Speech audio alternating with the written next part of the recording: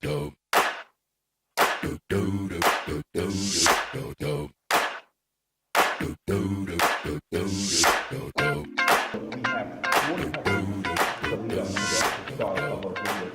stand right I am here. American Airman. Look at this. This is great. I love it. It's so pretty. It is, yeah, but we're on a time delay. Okay, let's. I'm Technical Sergeant Arthur Mondale, right? And I'm Technical Sergeant Tabitha Hurst. Did you not get the memo? What memo? You're supposed to be wearing the same uniform for the shoot. That's the memo that you're supposed to get. Well, you don't think this looks okay? And this is 2016 as a Capitol Guardian, the DC Air National Guard. The DC Air National Guard traveled to New Orleans to test their warfighting capabilities during Exercise Century Voodoo back in January. The 2-week exercise brought airmen from multiple units, various skill sets, and career fields to Naval Air Station Joint Reserve Base, Louisiana. Heavy emphasis focused on pilot training, aircraft maintenance, and support.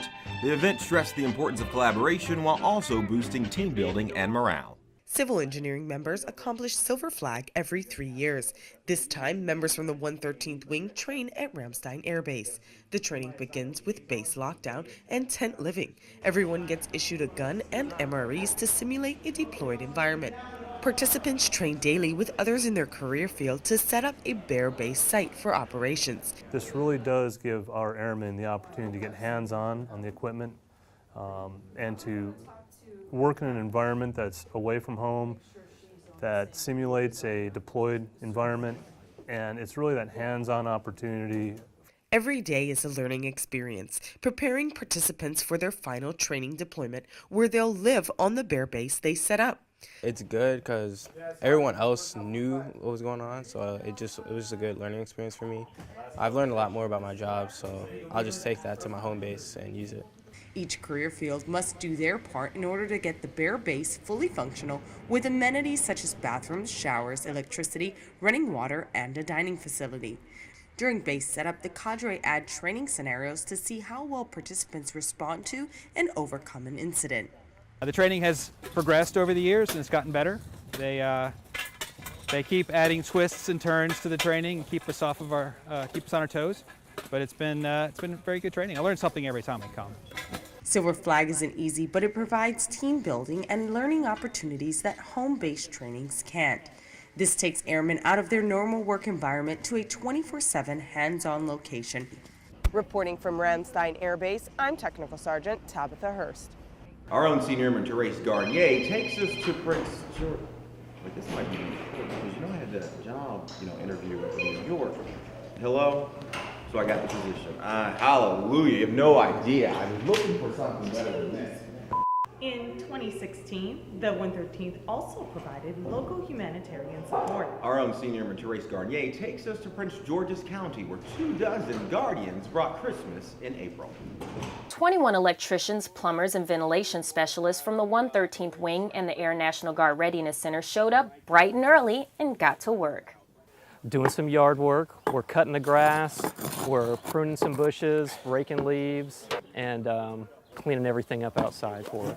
Each airman brought their own skill set to the table. We're just kind of seeing what's going on here as far as the damage that we got. Looks like they have a lot of rot going on. They had a roof leak and possibly some termites. So we ripped out the studs. We're going to come back and rip out this the header here and then frame it back up, put some drywall up here. After 9.5 hours, the airman had transformed her home, landscaping the front and backyard, painting walls, and reorganizing her home.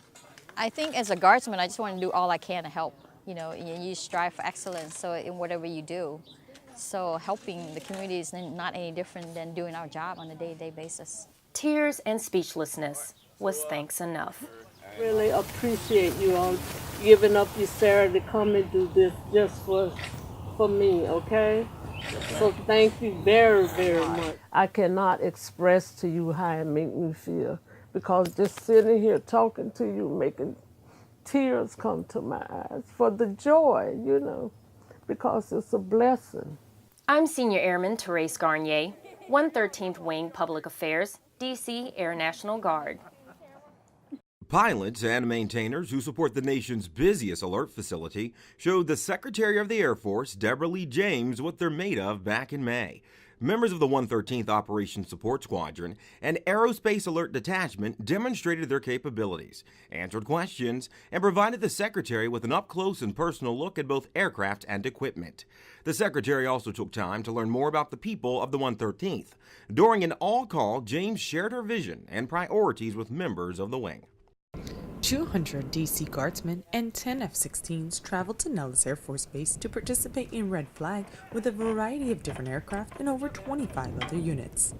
The mission between air power, cyber, and space is unanimous to practice to defeat a high-end threat. We're here to be able to learn how to integrate all of these capabilities together in order to win that high-end fight of any potential adversaries that may choose to mess with the United States. Munitions and weapons are necessary components for multi-unit air combat exercises, but it's also training, which helps these airmen maintain proficiencies.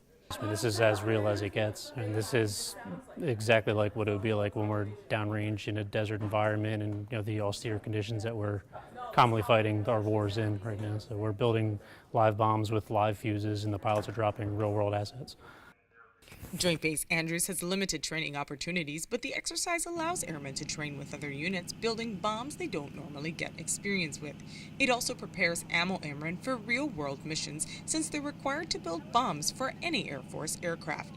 Once finished, these live bombs are trucked to the flight line and loaded onto jets to carry out the mission.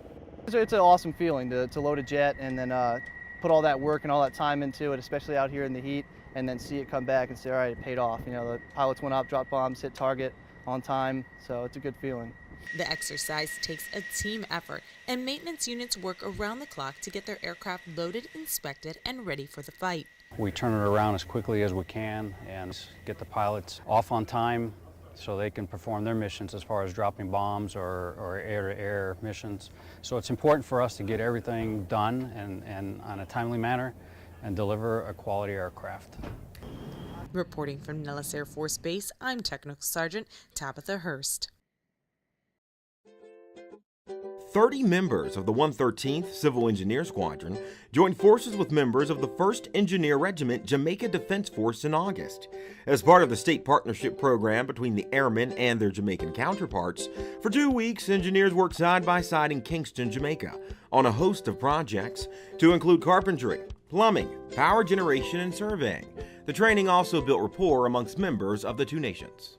Brigadier General Jeffrey C. Bazard assumed command of the 113th Wing, D.C. Air National Guard, in August. General Bazard previously served as an instructor pilot, evaluator pilot, alert pilot, commander of the 113th Aircraft Maintenance Squadron, 113th Maintenance Group, and vice commander of the 113th Wing. I got this feeling inside my bones. It goes electric wavy when I turn it on. Off from my city, off from my home. We're flying up no ceiling when we in our zone. I got that sunshine in my pocket, got that good soul in my feet. I feel that hot blood in my body when it drops. Ooh, I can't take my eyes off of it, moving so phenomenally. Come on, like the way we rock it, so don't stop. Members of the D.C. Air National Guard demonstrated air power and total force twice in September in honor of the Air Force's 69th birthday. First during a Washington Nationals game at Nationals Park, complete with an F-16 four-ship flyover during the national anthem, and again during a Redskins vs. Cowboys game at FedEx Field. In October, D.C. Air National Guard pilots shared more than just guy wisdom with national and international readers of Men's Health magazine. Recently, Lieutenant Colonel Otis Hooper, a father of four and pilot to some of the nation's highest-ranking VIPs, dropped 50 pounds, gained a new physique, and is now called Ripped Daddy by colleagues. In addition to bodybuilding competitions, Lieutenant Colonel Hooper also likes giving training advice to his newfound following. We hope you enjoyed 2016 in the 113th Wing. But there's a list of other highlights to report. For example, the 113th Wing Headquarters building opened this November.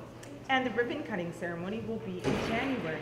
Also, take notice of the heritage tails that are now on the F-16s and thank the paint shop. Lastly, we hope you enjoyed this video. Continue to make history in 2017.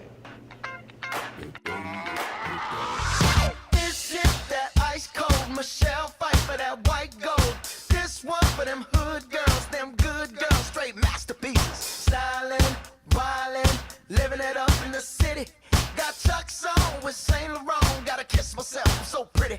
I'm too hot.